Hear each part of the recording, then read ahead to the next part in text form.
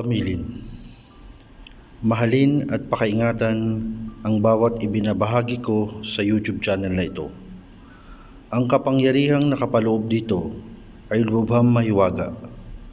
Gamitin lamang sa kabutihan at pagganap ng kalooban ng Diyos, maging huwaran at laging isapuso't isip ang 7 layunin. Una, isabuhay ang 4 na gintong simulain: maka-Diyos, makabayan, makatao, makakalikasan. Pangalawa, isagawa ang pag-ibig sa Diyos, pananampalataya at pag-asa sa pamamagitan ng tiyaga. Ikatlo, isakatuparan ang kabutihan, katuwiran, kalinisan, katotohanan, kadalisayan, kaliwanagan at kababaan ng loob. Ikaapat, ipalaganap ang kapayapaan, pagkakaisa, pagmamahalan, pagtulong sa kapwa, pagmimisyon, paglilinis ng sarili, at pagbabago tungo sa pag-unlad. Ikalima, magkaroon ng paggagalangan, pag-uunawaan, pagmamahalan sa isa't isa bilang mga kapatid at kapwa-tao. Ika-6, maging dakila sa isip, sa salita at gawa para sa Diyos, sa bayan at tao. Ika-7, ipagtibay ang kautusan ng Diyos, tumulong sa pagpapaunlad ng bawat kapwa at tumupad sa hadikain ng Diyos sa bawat tao.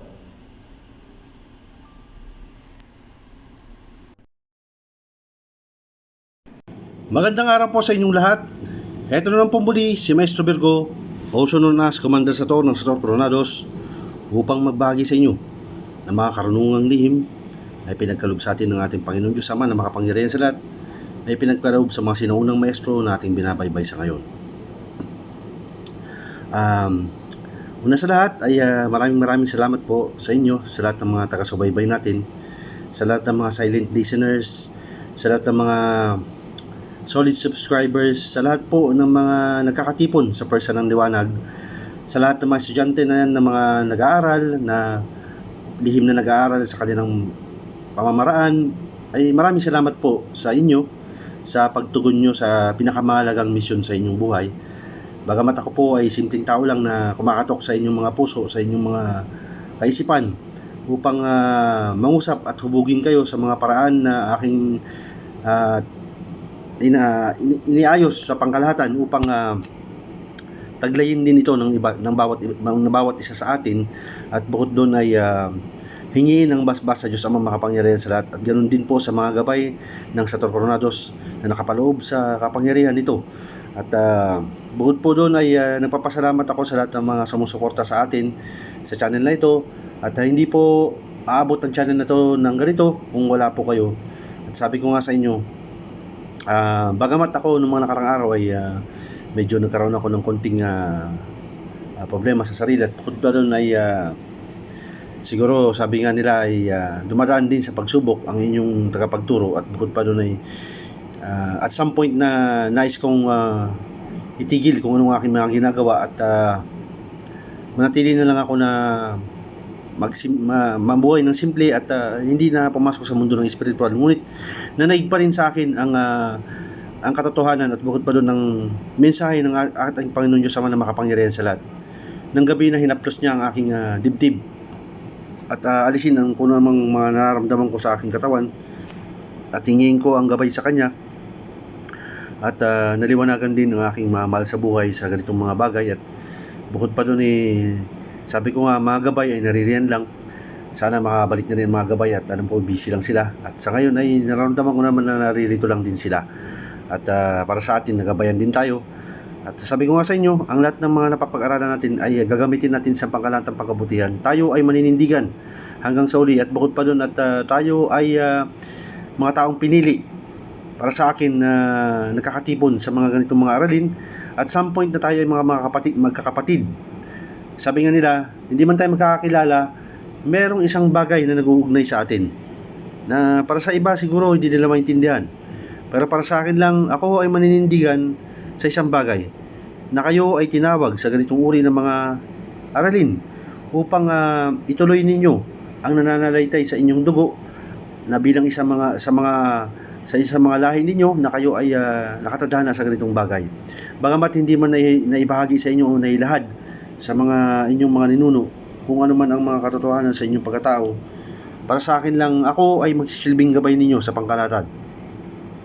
At bukod pa doon ay hindi tayo titigil sa ganitong mga uri ng mga bagay upang mas taglayin ng pangkalahatan ang mga ganitong uri ng kakayahan, at bukod pa doon ay magamit natin ito sa ating mga pagmimisyon, at bukod pa doon ay mas tanggapin nyo rin ang pagpapala ng Panginoon Diyos para sa atin. At para sa akin lang, isuko natin ang ating sarili sa ating Panginoon Diyos Ama na makapangyarihan sa lahat, upang huwag tayong maligaw sa kahit anumang mga bagay na ating tutuktasin, ating tatahakin, ating tatamasahin. Bagamat sabi ko nga sa inyo na mataglay nyo man ang ganitong uri ng mga kakayahan, manatili pa rin kayong mapagpakumbaba at manatiling nasa ibaba o manatili kayo nakayuko sa ating Panginoon Diyos Ama na makapangyarihan sa lahat. Hindi sa atin ang kapangyarihan na ito. Ito ay hiram lamang para sa inyo, para sa inyong kaalaman, at bukod pa doon ay gagamitin lamang natin ito.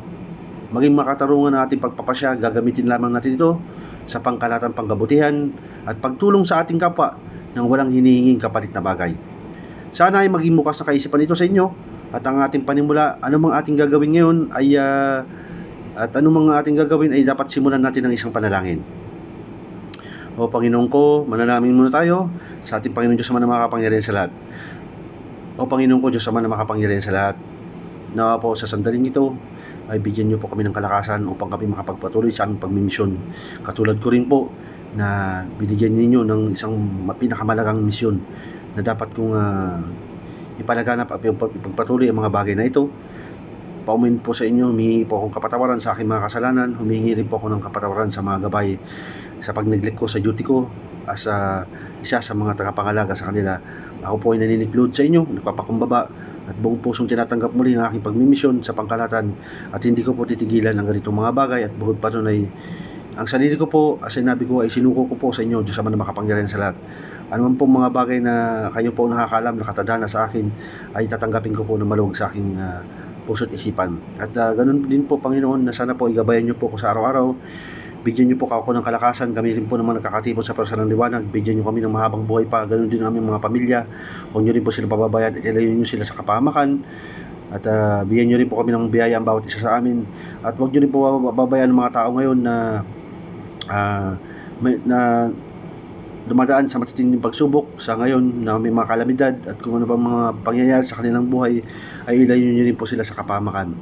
At hinihiling ko po sa inyo na maging gabay po kayo sa amin, at buksan niyo pong maigi ang aming kaisipan patungkol sa espiritual, at makakaasa po kayo, Panginoon Diyos Ama na makapangyarihan sa lahat, na kami po na inyong mga sundalo upang mapanatili ang kabutihan sa kapwa, at bukod pa doon ay mapalaganap ang inyong mga banal na salita at mga buhay na nakaturuan para sa amin, ay may palaganap namin sa pangkalahatan, at maging panuntunan nito sa pangkalahatan na gamitin nila ito at makatulong para sa ibang mga taong mas nangangailangan ng tulong.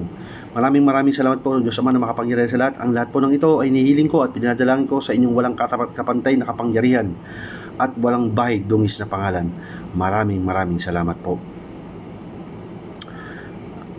Maraming salamat po din po sa inyong muli, sa lahat ng mga nakikinig ngayon. Ang ating pong tatalakayin ngayon ay patungkol sa orasyon. Ang orasyon patungkol sa lakas, paghihingi ng lakas, karagdagang lakas.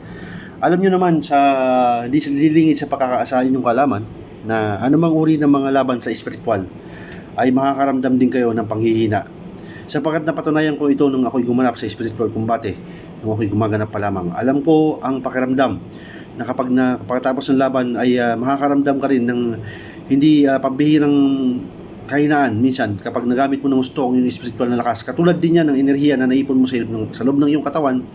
Sabi nga nila, hindi naman infinite ang mga bagay na ito. Ang mga taglay natin kapangyarihan ay katulad din ng isang uri ng enerhiya, na kapag sobra ang paggamit mo sa isang enerhiya ay nangangahulugan na nababawasan din ang iyong spiritual na lakas. At para sa kaalaman ng lahat, anumang mga bagay na ating ginagamit ay nauubos din to. Para sa inyo lang ay nais kong ibahagi sa inyo na bagamat sa ibang mga katuruan, sa ibang mga patungkol sa karunungang lihim na ibang aralin, ay nagbabahagi din sila ng patungkol sa paragdagang lakas o paghingi ng lakas. Ang Sator po ay meron din po siyang aralin patungkol dito at may susi rin ng susi o basag ng Sator na nakapaloob dito. May gabay rin ang ganitong mga uri ng mga paghingi ng lakas para sa pangkalahatan na pwede natin magamit. Ngunit binibigyan ko lang kayo ng isang paalala lang na ang ganitong mga uri ng mga bagay ay selyado at bukod pa doon ay hindi ito gagamitin sa pangsariling bagay lamang. Gagamitin ang paghingi ng lakas kung ito ay kinakailangan at bukod pa doon ay maging makatarungan ang mga bagay na ito sa inyong pagpapasya.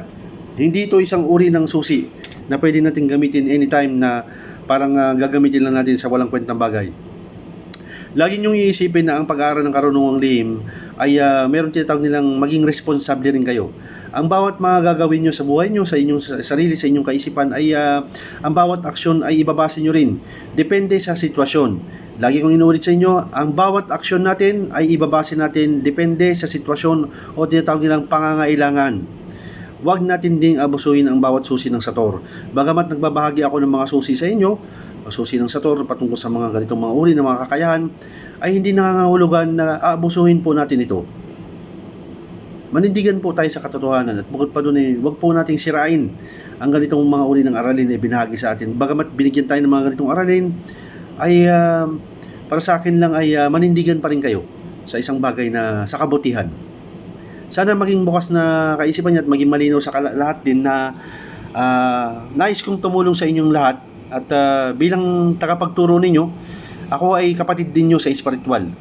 Hindi man lang sa label na meron ako ay simpleng tao lang din at siguro nakita nyo naman ng mga nakarang araw o siguro the last time na nag-live ako, bagamat naluha ako at naiyak ako sa mga bagay-bagay na kailangan ko mamili sa isang bagay, pero sa akin at some point maninindigan pa rin tayo sa kabutihan. Sabi nga nila, ang lahat ng bagay magiging maayos. Ngayon sa ganitong mga paraan na ibabahagi natin dito, ang tinatawag nilang patungkol sa lakas, gagamitin nyo ito na ayon sa sitwasyon na kakailangan ninyo. Okay, ganito ang pamamaraan para mas maintindihan ng lahat. At bukod pa doon ay katulad din ng dati, ibabahagi natin ang orasyon sa lakas o paghingi ng lakas. Ang pamamaraan ay una, magdasal ng mga sumusunod, isang Ama Namin, isang Aba Ginoong Maria, at isang sumasampalataya. Narito po ang panalangin sa Ama Namin. Ama namin, sumasalangit ka, sambahin ang ngalan mo, mapasa amin ang kaharian mo, sundin ang loob mo, dito sa lupa para nang sa langit. Bigyan mo po kami ngayon ng aming kakanin sa araw-araw at patawarin mo kami sa aming mga sala para ng pagpapatawad namin sa mga nagkakasala sa amin. At huwag mo kaming ipahintulot sa tukso at iadya mo kami sa lahat ng masama, sapagkat sa iyo ang kaharian at kapangyarihan at ang kadakilaan magpakailanman. Amen. Isunod naman po ang Aba Ginoong Maria. Aba Ginoong Maria, napupuno ka ng grasya, ang Panginoong Diyos ay sumasayo. Bukod kang pinagpala sa babaeng lahat, at pinagpala naman ang iyong anak na si Jesus. Santa Maria, Ina ng Diyos, ipanalangin niyo po kami makasalanan, ngayon at kung kami mamamatay. Amen. Pagkatapos po ng Aba Ginoong Maria, ay isunod naman natin ang sumasampalataya. Bago po tayo manalangin na sumasampalataya, ay mag-sign of the cross po muna tayo.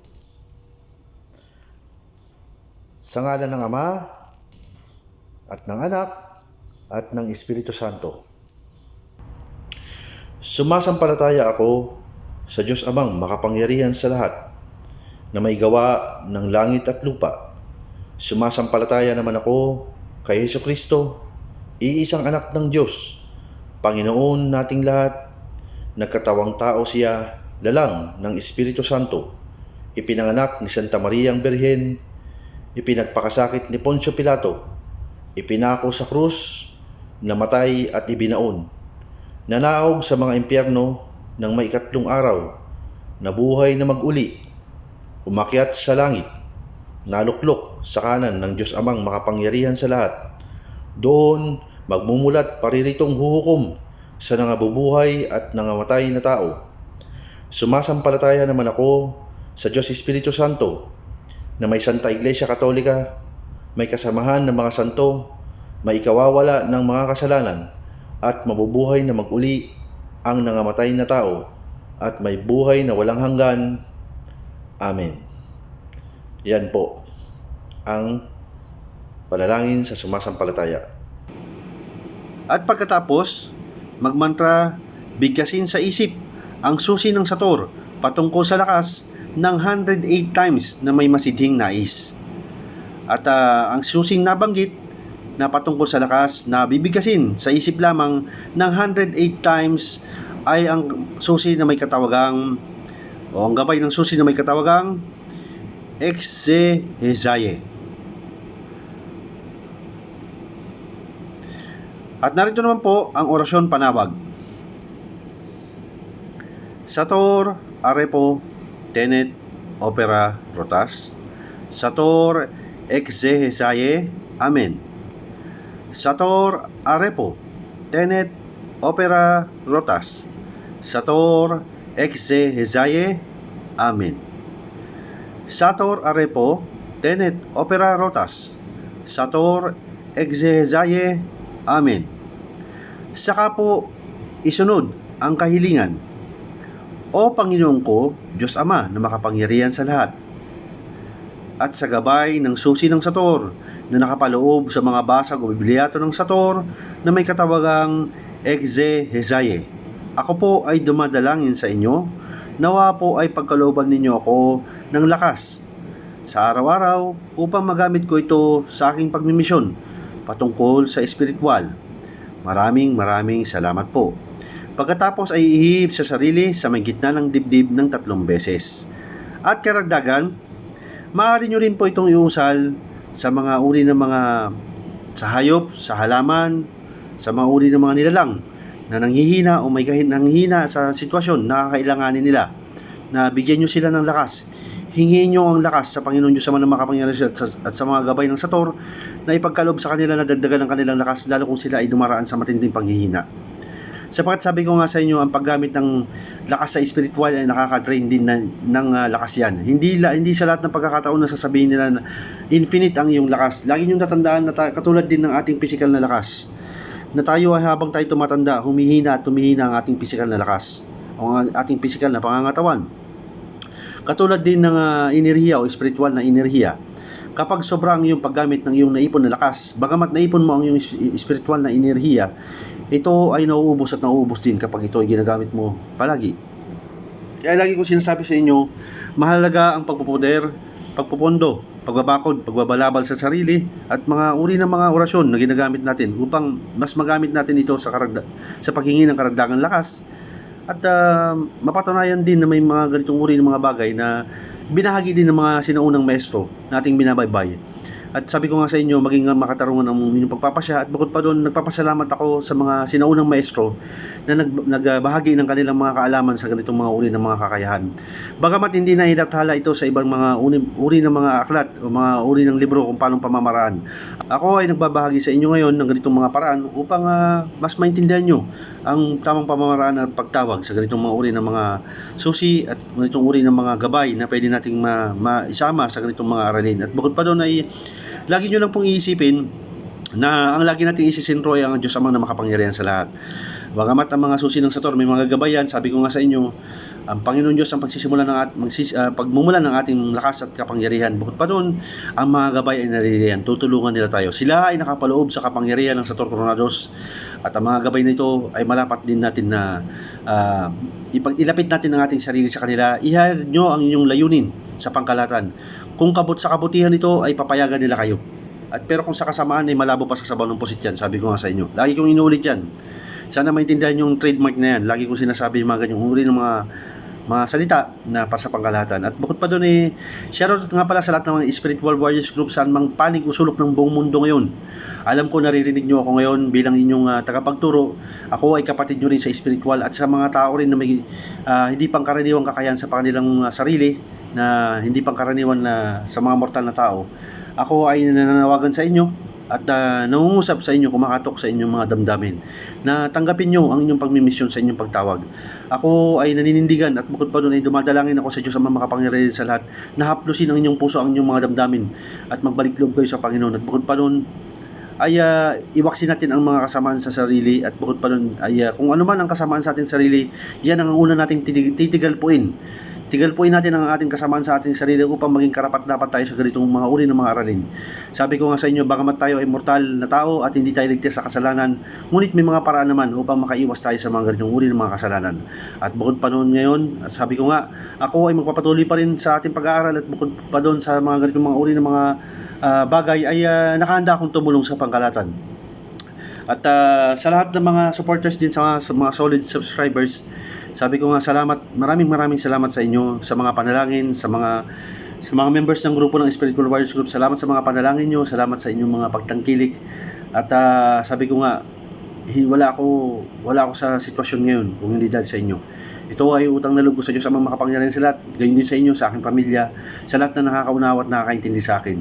At sana po isuportahan nyo pa rin itong channel na to. Gayon din po ang mga tao na nakakapatipon sa Porsa ng Liwanag ay maging kaisa rin natin sa ganitong mga uri ng mga bagay. At ako po ay may respeto sa pangkalahatan, sa lahat ng mga natuturo ng mga karunungang lihim na makatotohanan lamang. Ngunit kung kayo ay iba ang inyong binabahagi, ay iba rin ang inyong kaisipan, ay wala na po ako sa inyong mga gawain. Ngunit para sa akin lang, kayo ay nasa panig ng Porsa ng Liwanag, kaisa nyo po ako. Si Maestro Virgo, also known as Commander Sator ng Sator Coronados, bagamat hindi ako nagbebenta ng kung anong mga bagay sa aking katawan, at ako ay tahimik na tao lamang at nagbabahagi ng mga buhay na salita. At sabi ko nga, may paninindigan ako sa sarili ko at talagang manatili yan hanggang sa uli, at bukod pa doon ay hindi ko gagamitin ang karunungang lihim sa ganitong mga uri ng mga bagay. Mananatili ako na tagapaglingkod ng Diyos sa mga makapangyarihan sa lahat, at hindi ko babaguhin ang aking prinsipyo sa buhay. Hindi ko gagamitin ang karunungang lihim upang magbenta o kung anong mga gamit ng mga banal na gamit, sapagkat alam ko ang sagrado ang mga itong mga bagay. Kaya ako tinuro ang mga retablo sa pakaragdagan lang. Kaya ako tinuro ang retablo sapagkat ito ay libre lamang sa pangkalahatan, na hindi mo kakailanganin mamili. Kung bakit ang ibang mga nagtuturo o kung naman ay pasintabi sa inyong lahat, kung bakit ko hinihayag ang ganitong mga bagay ay paumanhin sa inyo, sapagkat para sa akin lang may karapatan din ako maghayag ng mga anumang mga bagay na patungo sa karunungang lihim na dapat taglayin o dapat malaman din ng iba. Kaya pasensya na sa iba, at kung may nasasagasaman tayo, paumanin sa inyo, sapagkat para sa akin lang, kung ito ay libre lamang natin tinanggap o natamasa ang mga ganitong mga bagay, marapat lamang na ibahagi rin natin ito ng libre. Diyan lamang po binabahagi ko sa inyong sa ngayon. Maraming salamat po sa inyong lahat. At ito pong muli si Maestro Virgo, also known as Commander Sator ng Sator Coronados. Nagpapasalamat sa inyo, at hanggang sa muli po, at God bless po sa inyong lahat. Maraming salamat po.